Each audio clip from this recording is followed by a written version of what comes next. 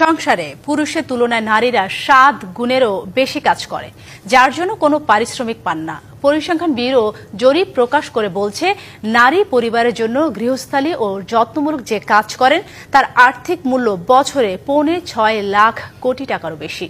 নারী রান্নার জন্য সংসারে যে শ্রম ও সময় ব্যয় করেন তার আর্থিক মূল্য প্রায় 2.5 লাখ কোটি টাকা।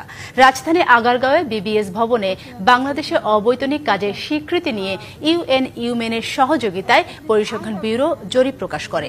বাংলাদেশ সহ 36টি দেশে এই ধরনের জরিপ প্রকাশ করা হয়েছে। অবৈতনিক কাজের এই হিসাব জিডিপিতে সংযুক্ত করা হবে জাতিসংঘের অনুমোদন সাপেক্ষে। জরিপ প্রকাশ অনুষ্ঠানে মহিলা ও শিশু বিষয়ক উপদেষ্টা বলেন, যে কাজটা ছোট মনে করা হয় সেটা নারীর কাজ ভাবা হয়। সামাজিক মূল্যবোধের কাজগুলো এক ধরনের অলিখিত বিভাজনের মধ্যে আছে। সেই বিভাজনের ভেতরে ডোমেস্টিক ওয়ার্ক কাজটা ফেলে দেওয়া হয়েছে মেয়েদের উপরে এবং বাইরের কাজটা ফেলে রাখা হয়েছে ছেলেদের জন্য।